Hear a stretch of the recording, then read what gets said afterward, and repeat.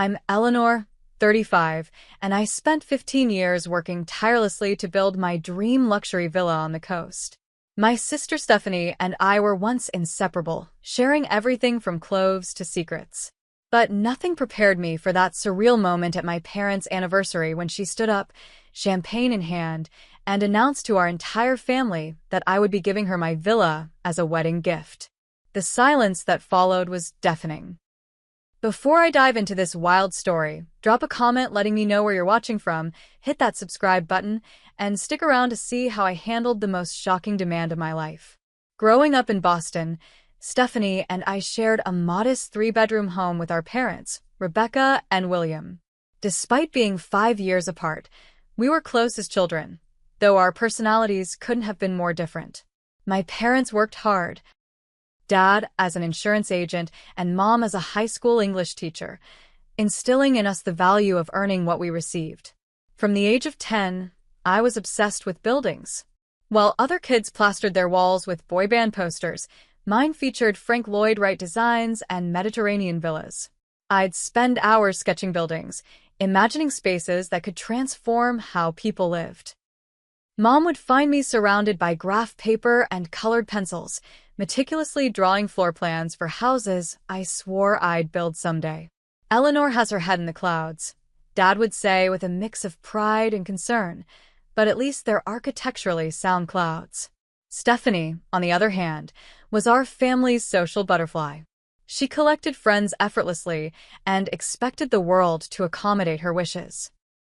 When I saved my allowance for drafting supplies, she spent hers immediately on whatever caught her eye, then somehow charmed our parents into advancing her next week's allowance too. "You need to lighten up, Ellie," she'd tell me when I declined shopping trips to study.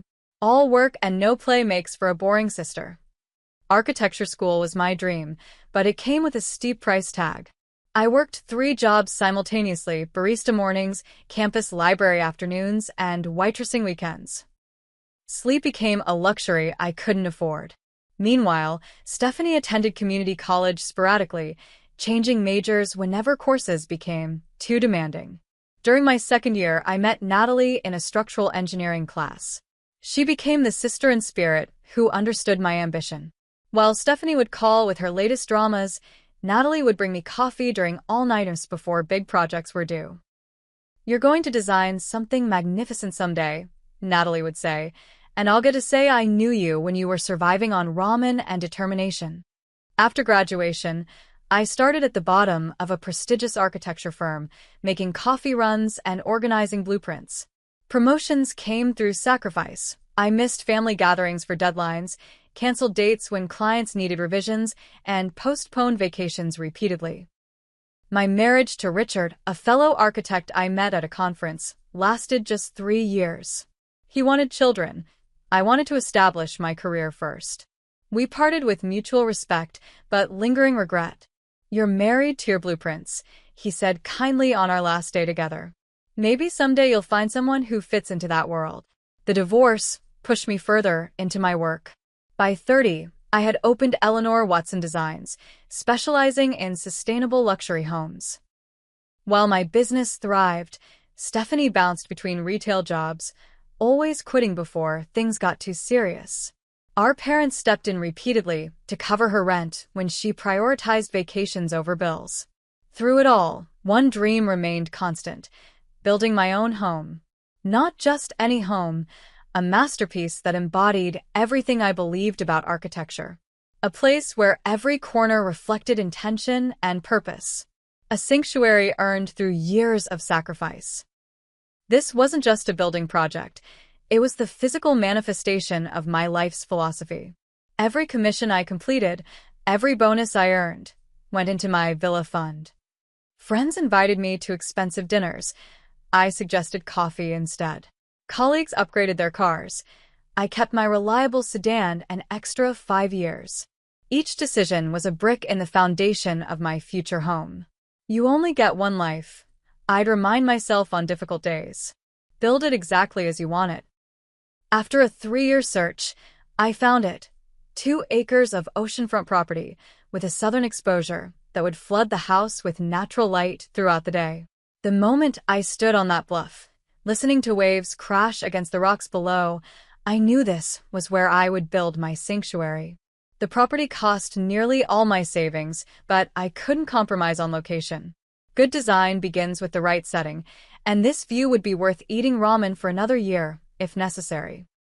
I spent 6 months designing the villa, working evenings and weekends while running my firm during the day. Every square inch was considered, reconsidered, and perfected. I wanted minimal environmental impact with maximum comfort, incorporating passive solar design with cutting-edge smart home technology. The heart of the home would be a great room with 20-foot ceilings and glass walls facing the ocean. I designed a chef's kitchen with a marble island long enough to seat 8, knowing I'd finally host the dinner parties I'd been too busy to throw. The primary suite would include a private terrace where I could drink morning coffee while watching the sunrise. Most importantly, I included a spacious art studio with north-facing windows, the perfect light for the painting hobby I'd abandoned during architecture school.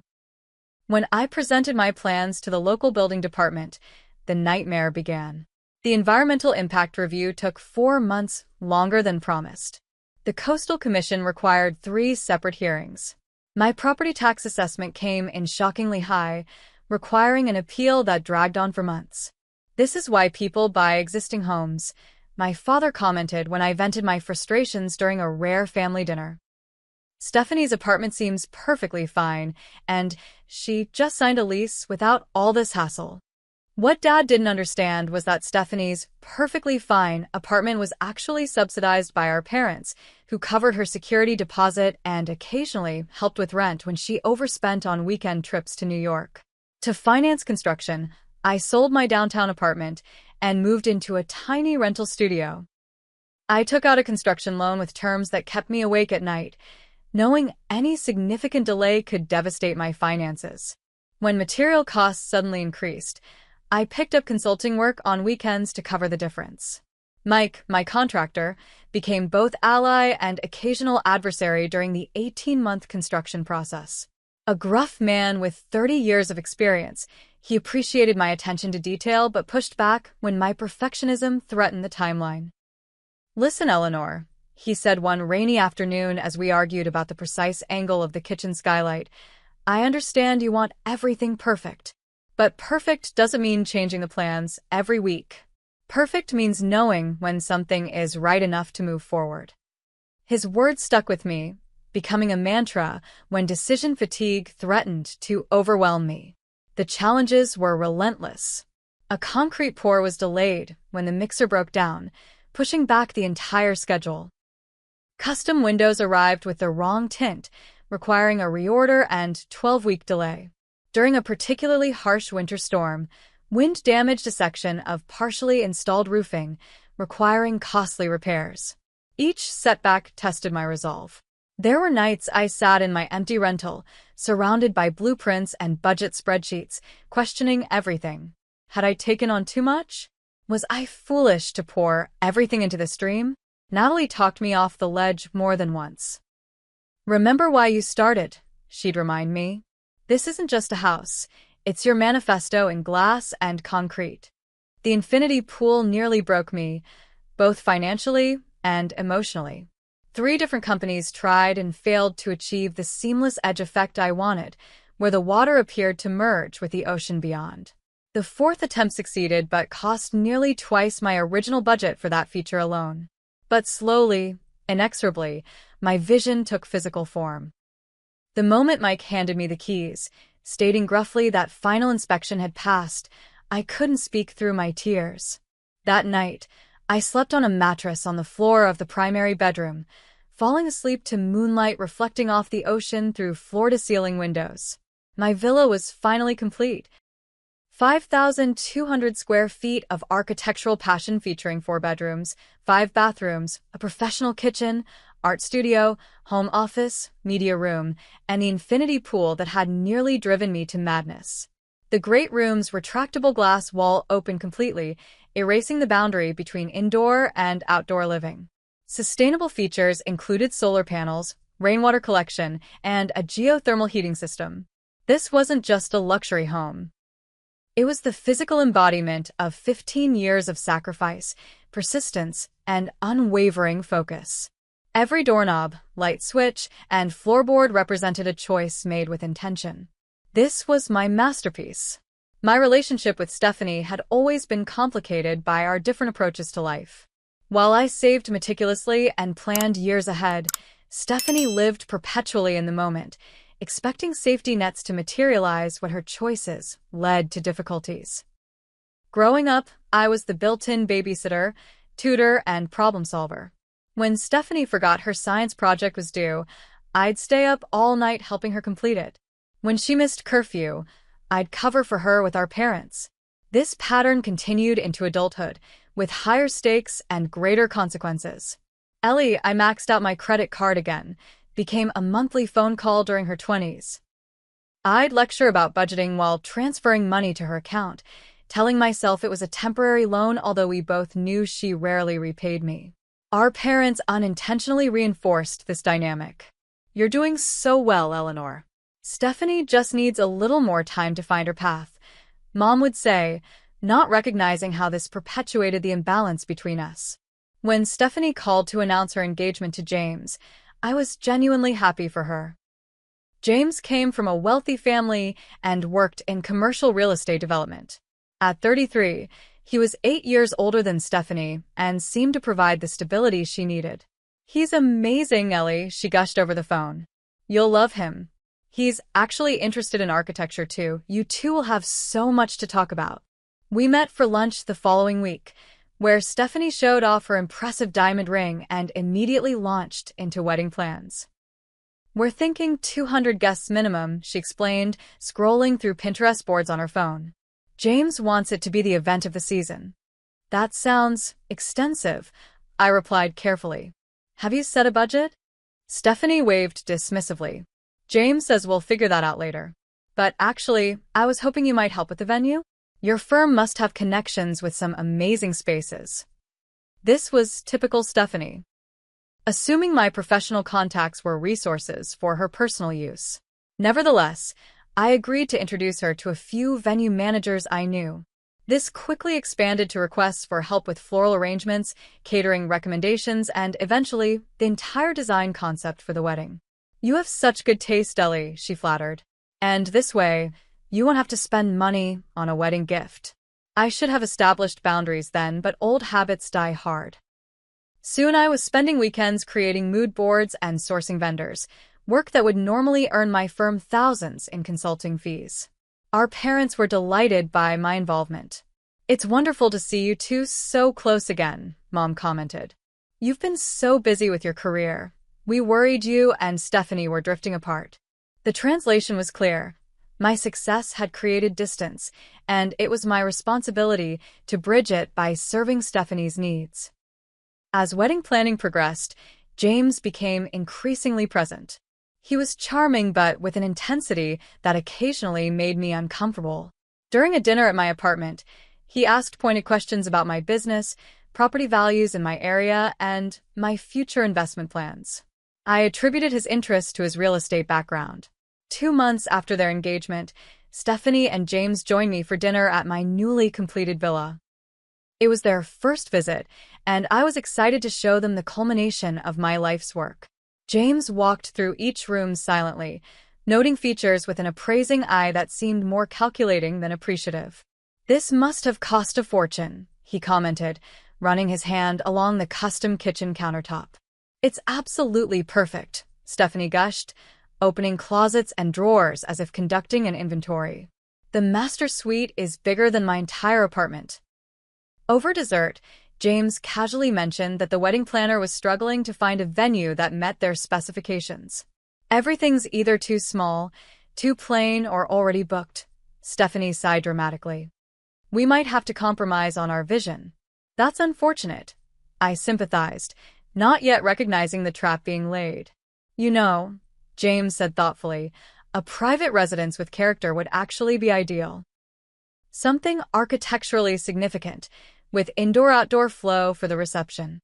The conversation moved on, but an uneasy feeling lingered. The next day, Stephanie called to ask if she could bring the wedding planner by just to see the villa. I reluctantly agreed, setting a precedent that would quickly spiral beyond my control. After the wedding planner's visit, Stephanie's requests escalated rapidly. Could they use the villa for engagement photos? Could the rehearsal dinner be held here? What about a pre-wedding brunch? Each time I hesitated, Stephanie employed emotional manipulation tactics that had worked throughout our childhood. "I thought you'd be happy to help make my wedding special," she'd say, voice trembling. "Mom and Dad think I'm asking too much, but I told them you'd never see it that way. Was I wrong about my own sister?" Between managing my firm and finishing final details on the villa, I lacked the emotional energy for conflict. I agreed to the engagement photos and rehearsal dinner, drawing the line at hosting the actual wedding. "The villa can't accommodate 200 people, I explained logically. "The grounds aren't large enough, and the septic system isn't designed for that capacity." This technical explanation succeeded where emotional boundaries had failed. Stephanie reluctantly accepted this limitation, though her disappointment was palpable. As their wedding date approached, I noticed Stephanie bringing James to the villa with increasing frequency. They'd arrive unannounced for quick visits that stretched into hours, during which they'd measure spaces and take photos. James once arrived with a contractor friend who asked detailed questions about my electrical system and foundation. When I questioned these intrusions, Stephanie dismissed my concerns. "We're just so inspired by what you've created," she assured me. "James says your villa is exactly what we want for our forever home." That statement should have triggered alarm bells, but I was distracted by an important new commission. The warning signs continued to accumulate, unseen or ignored, until they became impossible to dismiss. 6 months into Stephanie and James's engagement, our parents celebrated their 35th wedding anniversary. I offered to host a family dinner at my villa, seeing it as an opportunity to create positive memories in my new home. The evening began pleasantly enough. Mom cried when she saw the kitchen I designed with her cooking lessons in mind. Dad admired the smart home technology that controlled everything from lighting to security. Even Stephanie seemed genuinely happy, helping me serve appetizers while complimenting the seasonal flower arrangements. James arrived late, apologizing profusely while presenting my parents with an extravagant gift, a Caribbean cruise I knew they couldn't afford on their own. The gesture immediately cast my intimate dinner in a lesser light, though my parents insisted both gifts were equally thoughtful. Throughout dinner, I noticed Stephanie and James exchanging meaningful glances. She seemed nervous, repeatedly touching her engagement ring and giggling at inappropriate moments. James, meanwhile, kept steering conversation toward topics like generosity and family support. "In my family," he explained, refilling wine glasses uninvited, "we believe in setting each generation up for success. My parents gave us our first house as a wedding gift." My father shifted uncomfortably. "That's very generous, but not everyone has those resources." "True," James agreed with a smile that didn't reach his eyes. "But it's about priorities, isn't it? What we value most." After dessert, I served coffee in the great room, where floor-to-ceiling windows now reflected our images against the night sky. Stephanie suddenly stood, tapping her glass with a spoon. "We have something special to share," she announced, her voice higher than usual. "As you know, James and I have been struggling to find the perfect venue and home to begin our life together." My stomach tightened instinctively. "Eleanor has been so supportive throughout our engagement," Stephanie continued, smiling at me with tears in her eyes. "And now, she's giving us the most incredible wedding gift we could imagine." The room fell silent. Everyone looked at me, confusion evident on my parents' faces. "Ellie is giving us this villa for our wedding and as our first home together," Stephanie exclaimed, clapping her hands excitedly. "Isn't that the most generous thing you've ever heard?" Time seemed to stop. I sat frozen, coffee cup suspended halfway to my lips, certain I'd misheard. "Stephanie, what are you talking about?" I finally managed, my voice barely audible. She laughed nervously. "Don't be modest. It's too late to keep it a secret. We've already put the villa's address on the wedding invitations." James reached into his jacket pocket and produced an invitation. Sure enough, my property address was printed as the wedding venue, followed by "and future residents of the newlyweds" in elegant script. I wouldn't. Words failed me as realization dawned. This wasn't a misunderstanding. This was a calculated ambush designed to pressure me into compliance before an audience. "Stephanie," my father interjected cautiously, "is this something you and Eleanor discussed privately?" "Not in so many words," she hedged, suddenly less confident. "But Ellie knows how much we love this place. She's been letting us use it for wedding planning, measurements, everything. The wedding planner has already started booking vendors based on this location." I stood abruptly, blood rushing in my ears. "I agreed to host your engagement photos and rehearsal dinner as a favor. I would never give you my home. I spent 15 years working toward this. How could you possibly think I would just hand it over?" Stephanie's expression shifted from nervous excitement to wounded betrayal with practiced precision. "But you have your business. You could build another house anytime. James and I need to establish ourselves, and you always said family comes first. Giving you occasional financial help is entirely different from giving you my home," I said, struggling to keep my voice steady. "This villa represents my life's work, Stephanie. It's not a wedding present." James placed a proprietary hand on my kitchen island. "We're not asking for charity, Eleanor. We'd acknowledge your contribution prominently. Perhaps we could name it the Eleanor Wing, or something similar." The audacity left me speechless. My mother, ever the peacemaker, jumped in with a suggestion that only heightened my disbelief. "Perhaps you girls could share the property? Eleanor, you travel so much for work. Stephanie and James could be primary residents, and you could have your own suite for visits." It was clear they discussed this scenario without me. My own parents were entertaining the idea of redistributing my hard-earned property to Stephanie, just as they'd redistributed attention, expectations, and resources throughout our childhood. "This is absurd," I said flatly. "There's nothing to discuss. This is my home, not a timeshare, not a wedding venue, and certainly not Stephanie's gift. I think this dinner is over." Stephanie burst into tears, her standard response when not getting her way. "You've always been selfish. All those years I supported your dreams, and now you can't do this one thing for me?" "Supported my dreams?" I repeated incredulously. "When have you ever supported anything about my career? I bragged about you to everyone. I referred clients to you," she shouted through tears. "You've referred exactly 0 clients to my firm," I corrected. "And you've borrowed money from me consistently since college." James put his arm around Stephanie protectively. "I think you're being unnecessarily cruel, Eleanor. Your sister is understandably emotional about her wedding plans. Perhaps we should discuss this when everyone is calmer." "There's nothing to discuss," I repeated firmly. "I need everyone to leave. Now." My father started to object, but something in my expression silenced him. As they gathered their belongings, Stephanie delivered her parting shot. "You'll regret choosing a building over your family, Eleanor. I hope it keeps you warm at night." The door closed behind them, leaving me alone in the dream home that had suddenly become a battleground. The morning after the disastrous anniversary dinner, the siege began. My mother called first, her voice carefully modulated to convey disappointed neutrality. "Stephanie cried all night," she reported.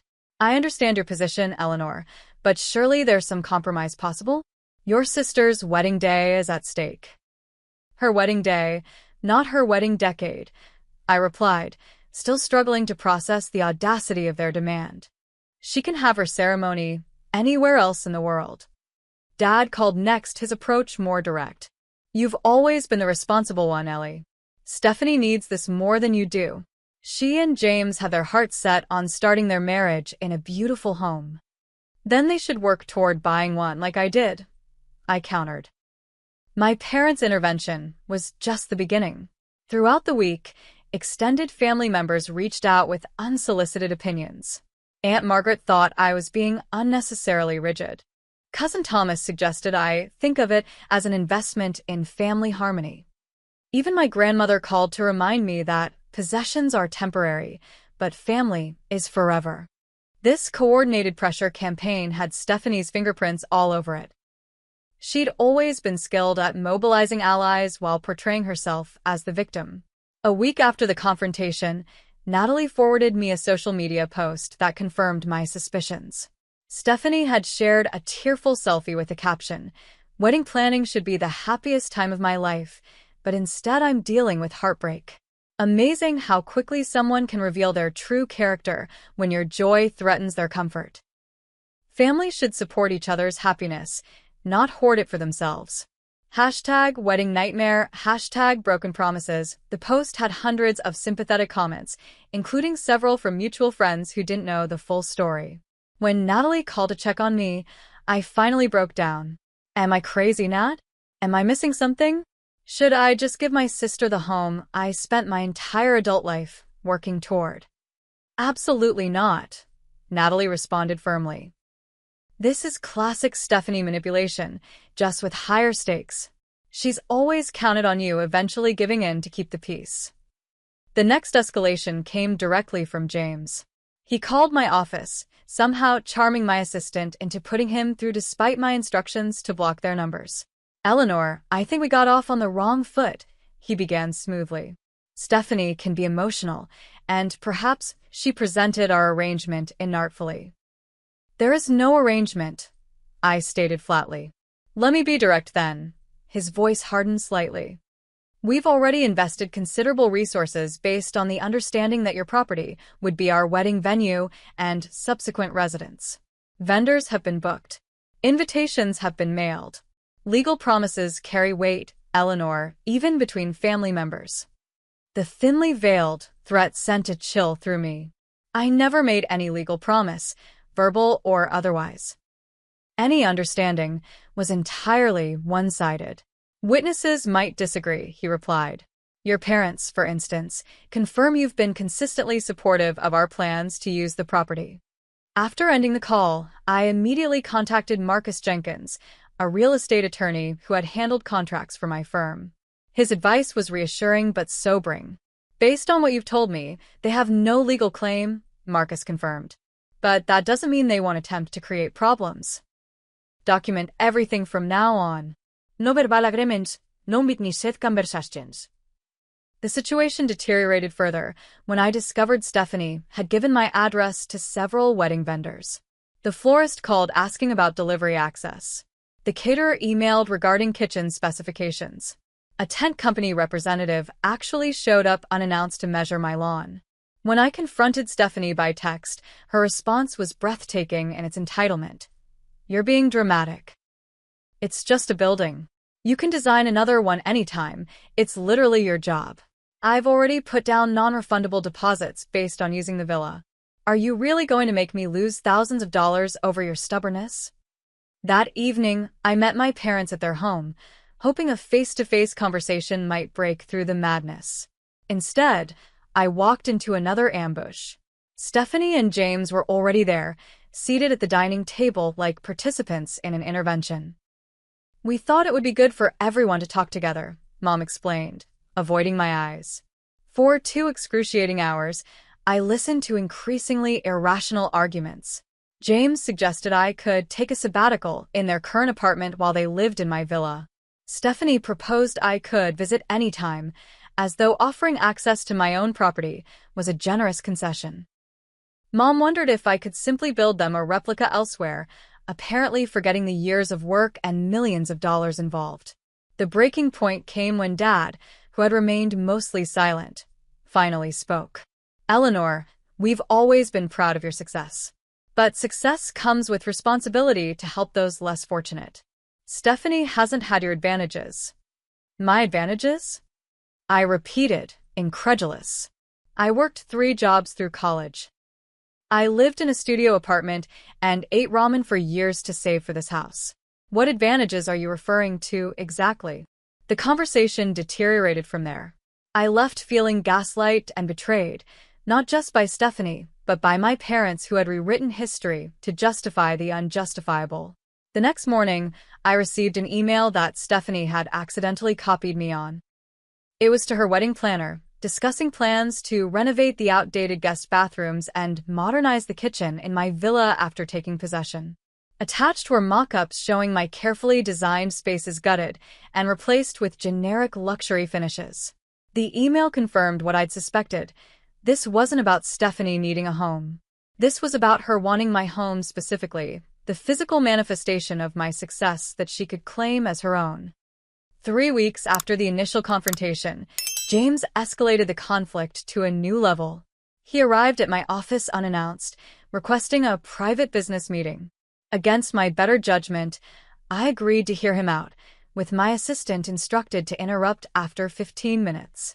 James placed a document on my desk, a formal offer to purchase my villa for 20% below market value. "I'm prepared to be reasonable," he stated, as though making a generous concession. "This way, you recoup some of your investment, and we avoid unnecessary drama." "The property isn't for sale," I replied calmly. "Not to you, not to anyone." His expression hardened. "Stephanie is devastated. Her dream wedding is falling apart because of your selfishness. Do you realize how this makes you look to everyone who cares about you?" "I don't care how it looks," I said honestly. "This is about boundaries, not appearances." James leaned forward, dropping his pleasant facade. "Let me be perfectly clear. One way or another, that property will be our wedding venue. We've invested too much to change course now. The only question is whether you'll be remembered as the generous sister or the villain of the family." After he left, I called Marcus immediately. His advice was unequivocal. Change the locks, install security cameras, and document everything. "This has moved beyond family disagreement," he warned. "They're showing concerning determination to access your property with or without permission." I followed his advice that same day, contracting a security company for immediate installation. The decision proved prescient when, just 2 days later, Stephanie arrived with a photographer and wedding planner in tow. When her key didn't work, she pounded on the door, face contorted with rage, when I answered. "You changed the locks? Are you serious right now?" "You're trespassing," I stated firmly. "Please leave." The photographer began taking pictures, causing me to step back inside. Stephanie wedged her foot in the door. "We're scheduled for pre-wedding photos today. The photographer is charging by the hour. You can't do this." "I didn't agree to any photo session," I replied, struggling to maintain composure. "You need to leave immediately." "After everything I've done for you," she shouted, attracting attention from neighbors. "I've supported you for years while you chased your precious career. I was there when Richard left you. I listened to every boring story about zoning regulations and building permits. This is how you repay loyalty." The raw jealousy behind her words suddenly clarified everything.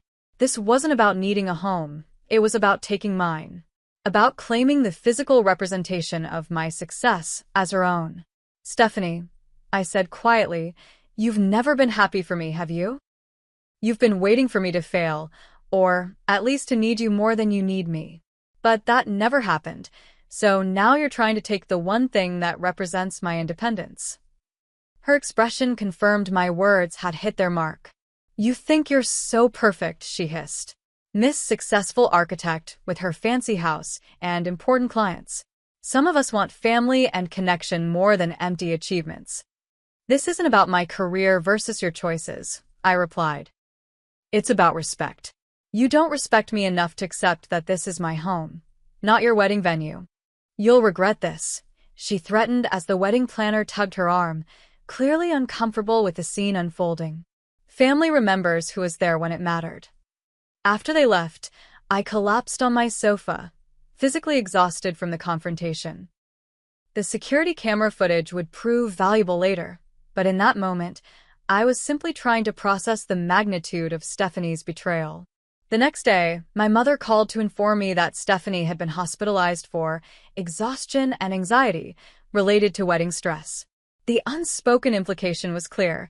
I was responsible for her condition. "The doctor says she needs to avoid additional stress," Mom emphasized. "Your father, and I think the kindest thing would be to reconsider your position on the villa." It was the final straw. "Mom, I love you, but this has gone too far. Stephanie is attempting to claim my home through emotional manipulation. I won't participate in this dysfunction any longer. I ended the call and immediately blocked both my parents' numbers, needing space to think clearly without constant pressure.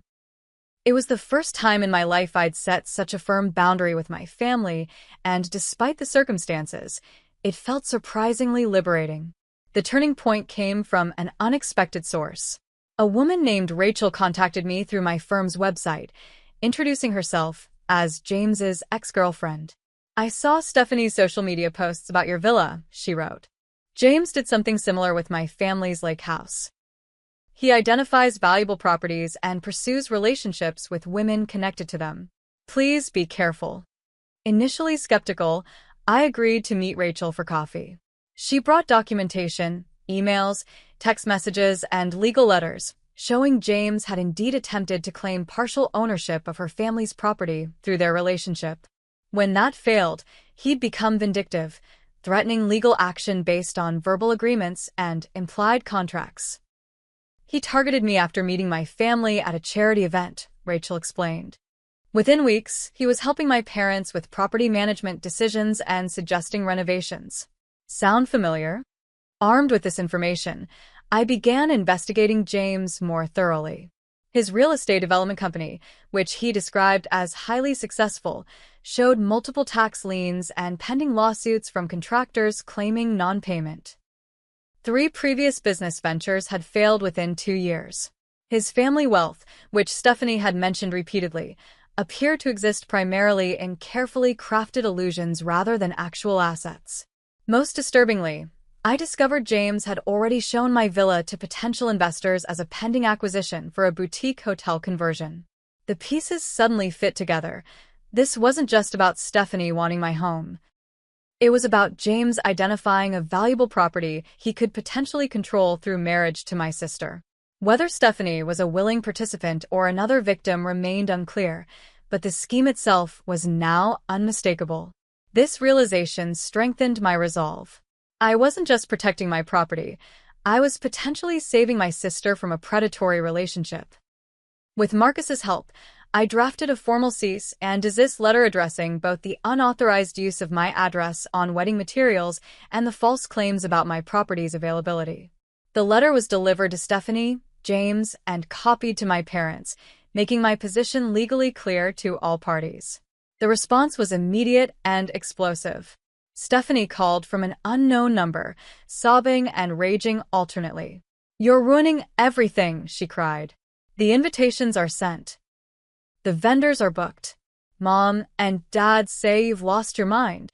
"Stephanie," I said firmly, "I need you to listen carefully. I've discovered concerning information about James's business practices and previous relationships. I'm worried he's using you to gain control of my property." "That's ridiculous," she spat. "You're just jealous because I found someone who loves me while you drive everyone away with your ambition and control issues." Despite my attempts to share what I'd learned, Stephanie refused to listen. She ended the call with an ultimatum of her own. "Fix this by the end of the week, or don't bother coming to the wedding. In fact, don't bother being my sister anymore." It was the most painful conversation of my life, but also clarifying. I couldn't save someone who didn't want saving. I could only establish boundaries and hope that someday Stephanie would understand. The weeks following my final conversation with Stephanie were painfully quiet. My parents eventually called from a new number, leaving voicemails that evolved from angry demands to reluctant acceptance of my position. I maintained my distance, needing time to process the profound betrayal I'd experienced from my closest family members. On Marcus's advice, I sent a final formal communication through certified mail. The letter clearly stated that my property was not available for any wedding-related activities, was not being gifted or sold to Stephanie and James, and that any further attempts to access the property without explicit written permission would be treated as trespassing. I included copies of the security camera footage showing Stephanie's unauthorized attempt to enter with the wedding vendors, as well as screenshots of James's false claims about acquiring my property for development. The evidence was indisputable and legally significant. 3 days later, my father requested a meeting, alone, at a neutral coffee shop downtown. I agreed, with Marcus joining as my witness. Dad looked older than I remembered, the strain of recent weeks evident in the new lines around his eyes. "I owe you an apology," he began, surprising me with his directness. "I've been thinking about everything that's happened, and I realize we've been unfair to you." He explained that he'd started questioning the situation after seeing my legal letter. Curious about James's business claims, he'd done his own investigation and discovered the same concerning pattern I had found. I confronted James about the discrepancies, Dad continued. His explanation was unconvincing. "Then I found paperwork in Stephanie's apartment showing plans to convert your villa into some kind of boutique hotel. She claimed it was just an idea they were exploring for someday, but the documents were quite detailed." My father's voice broke slightly. "We've enabled Stephanie's worst tendencies her entire life. I see that now. We thought we were helping her, but we were actually preventing her from developing the resilience and self-sufficiency you built on your own." It wasn't a complete acknowledgement of how they'd contributed to the situation, but it was a start. For the first time in weeks, I felt a glimmer of hope for eventual reconciliation. "The wedding has been moved to the Grand Harbor Hotel," Dad informed me. "Your mother is helping Stephanie adjust her expectations. It's been challenging." I nodded, unsurprised. "And James? Still in the picture, though I've made my concerns clear to Stephanie. She's defensive about him, but I notice she's asking more questions about his business claims. That's progress, I suppose." We parted with a tentative plan to meet again the following month. It wasn't forgiveness, that would take much longer, but it was a first step toward a healthier family dynamic. The wedding proceeded without me. According to mutual friends who attended, it was elegant but noticeably scaled back from Stephanie's original vision. James appeared charming throughout, though several guests mentioned tension between him and my father. 3 months later, Natalie convinced me to attend a local architecture charity gala I'd normally have skipped. "You've been hiding in your villa long enough," she insisted. "It's time to rejoin the world." At the event, I met Daniel Mercer, an architectural historian whose work I'd long admired. Unlike most people I'd dated, he asked questions about my designs that went beyond surface compliments, showing genuine interest in my creative process. When I mentioned my villa project, he expressed curiosity without entitlement or agenda. "I'd love to see it someday," he said, "but only if you're comfortable sharing that space. Private homes are exactly that, private." His respect for boundaries was refreshingly attractive after months of having mine violated. We exchanged numbers, beginning a relationship that progressed slowly and respectfully. 6 months after the wedding, I received an unexpected email from Stephanie. The subject line was simply, "I'm sorry." The message itself was brief but significant. "I've been doing therapy. I realize now how wrong I was about the villa situation. James and I are separating. You were right about his motivations. I don't expect forgiveness, but I wanted you to know I regret my actions. Take care, S." I didn't respond immediately, needing time to process this development. A week later, my mother called to confirm that Stephanie had indeed filed for separation after discovering James had been pursuing multiple property opportunities through various personal connections. The 1-year anniversary of moving into my villa arrived during this period of cautious family reconciliation. I decided to host a small dinner gathering to reclaim the space that had been the center of so much conflict. I invited only people who had genuinely supported me: Natalie, Marcus and his wife, 2 close colleagues, and Daniel, who had become an increasingly important presence in my life. As we enjoyed dinner on the terrace overlooking the ocean, I realized something fundamental had shifted within me. The villa remained my sanctuary, but my sense of self no longer depended entirely on this physical structure. The past year had taught me that true security comes from within, from the boundaries we establish and the self-respect we maintain. 2 weeks later, Stephanie called, asking if we could meet. We chose a public park, neutral territory for what would inevitably be a difficult conversation. She looked different, less polished, more authentic somehow. "Thank you for agreeing to see me," she began. "I've been working through a lot in therapy." Over the next hour, Stephanie acknowledged patterns that had defined our relationship since childhood.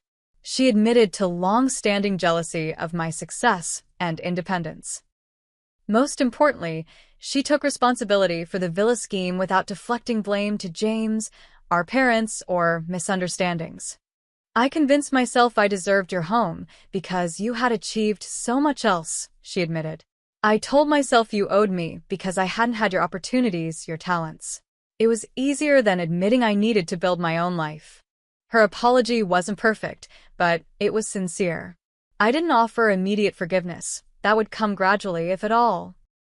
But I did suggest we might try rebuilding our relationship with clearer boundaries and expectations. I'd like that, she said quietly. I'm learning to stand on my own now. It's terrifying but also freeing. As I drove home afterward, I reflected on the journey of the past 18 months. The villa I'd fought so hard to create and protect had become more than just a physical structure. It represented a philosophical stance on what we owe others versus what we owe ourselves, on the importance of boundaries, even with those we love most. The following weekend, I invited my parents to the villa for the first time since the disastrous anniversary dinner. The visit was cautious but cordial, with unspoken acknowledgement that our family dynamic was permanently changed, hopefully for the better. That evening, I sat on my terrace watching the sunset over the ocean, Daniel quietly reading beside me. The infinity pool reflected the pink-orange sky, creating this seamless merger with the horizon that had nearly broken my budget and my spirit during construction. Worth it? Daniel asked, noticing my contemplative gaze. Absolutely, I replied. Not just the house, but everything it taught me about standing firm when it matters. I've learned that creating something meaningful, whether a building, a career, or a life, requires not just vision and hard work, but also the courage to protect it from those who would claim it without earning it. The most valuable structures in our lives aren't just the physical spaces we inhabit, but the boundaries that define who we are and what we stand for. Have you ever had to stand your ground against pressure from loved ones? I'd love to hear your stories in the comments below. If this resonated with you, please hit that subscribe button and share this video with someone who might need encouragement to maintain their own boundaries. Remember, you're not selfish for protecting what you've worked hard to create. Thank you for listening to my story, and I hope it helps you build something beautiful in your own life.